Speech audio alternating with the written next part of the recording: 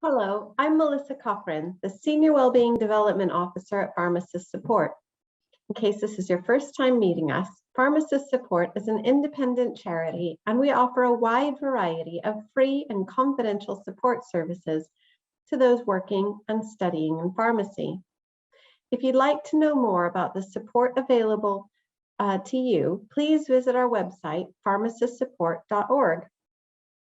In today's video, we are covering the topic of anxiety, including what it is, how we can help manage it, and how to seek further help if we feel we need it. I hope you enjoyed the video and find it useful. So according to Every Mind Matters, an NHS website about mental health, anxiety is a feeling of unease, like a worry or fear that can be mild or severe. Everyone feels anxious from time to time, and it usually passes once the situation is over. Today, we're focusing on how you can help yourself with everyday anxiety, and we'll also discuss how to recognize when anxiety is becoming a bigger problem and you may need additional help.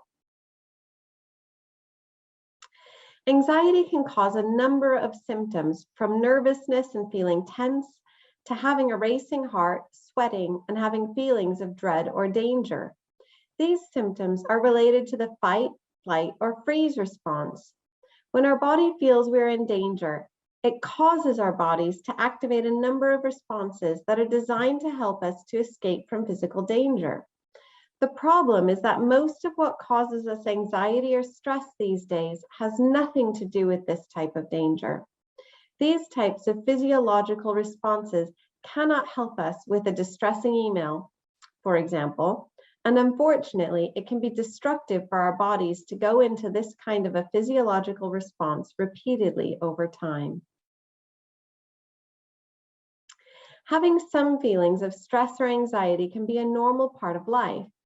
The strategies we'll cover in this video should give you a good starting place for dealing with stress and anxiety. It is worth understanding, however, how to spot when anxiety is becoming a problem and more support may be necessary. When a response becomes stronger than the situation we are in would warrant, and if the response lasts for a lot longer than the situation itself lasts, or if our response feels overwhelming and begins to interfere with our daily functioning, this can mean it's time to seek help. Here at Pharmacist Support, we're proud to be able to support pharmacy students, trainees, and pharmacists with counseling. So if you find yourself in a situation where this would be useful to you, please reach out to us. When the sympathetic nervous system is activated, that's the flight, fight, or freeze response, the body expects you to run. It is preparing you to clench your fists if you feel unsafe walking down a dark street, jump out of the way of a car, or stop still just as you're about to step on a plane if you're scared of flying. But if your anxiety is triggered by, for example, an email, your body responds in the same way. In order to reduce some of the stress and anxiety hormones that are released in these situations, exercise can really help. This is because exercise reduces the amount of stress hormones in our bodies and releases feel-good endorphins, in addition to helping to release built-up muscle tension and diverting your attention away from whatever is causing you to feel anxious. Go for a run on the spot, do some quick star jumps, do whatever works for you. In the paper Caffeine, Mental Health and Psychiatric Disorders, Diogo R. Lara explores the effects of caffeine on the mind. He finds that high doses of caffeine can induce anxiety, with people who suffer from panic disorder and performance social anxiety seemingly more sensitive to the anxiety-provoking effects of caffeine. So if you find that you are struggling with anxiety, it would make sense to reduce your caffeine intake. Many of us probably don't need research to tell us that. It can be a common experience to feel jittery and on edge after too much caffeine. A word of caution, however, if you are used to drinking caffeine and you decide to reduce it, it can be worth doing so slowly as caffeine withdrawal can also cause anxiety symptoms. So do try to get enough sleep. Anxiety can make sleep more difficult, and a lack of sleep can make you more vulnerable to anxiety. Finding ways to wind down before bed can help you to get enough sleep. If you haven't seen our video and fact sheet on sleep, please check them out as we go into more detail in these. Some people find listening to meditation apps or sleep stories to be helpful as they make the transition to sleep. If you have something on your mind, it can also be very helpful to write it down before bed. This goes for to-do lists as well. Knowing you've listed all the things that you need to do can help you to let go before going to sleep. This can be especially effective if you make a plan for how to tackle the things on your to-do list as well.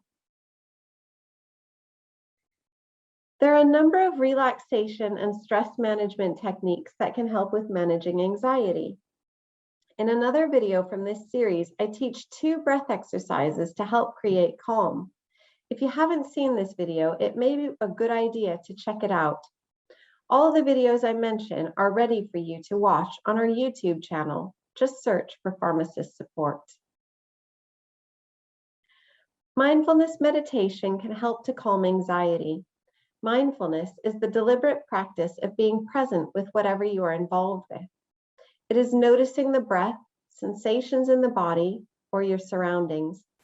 There are lots of apps that can help with mindfulness, so it's worth trying out a few to see if one works better for you than another. Walking meditation can be helpful, and some people find this suits them more than traditional mindfulness meditation, as some people are more suited to movement. If you look up walking meditation, you can find lots of information about how to do it. The basic idea is that you go for a walk, but as you walk, you're focused on what you are doing. You notice the feeling of the wind on your skin, the feeling of your feet making contact with the ground, and the smell of nature all around you. Mindfulness is about being fully present in the moment, not being ahead of yourself, thinking about what might happen in the future or ruminating on what may have happened in the past. I hope you found today's session useful and have some ideas about how you can put this information into practice. You can find more information on our website and on our Wellbeing Learning platform.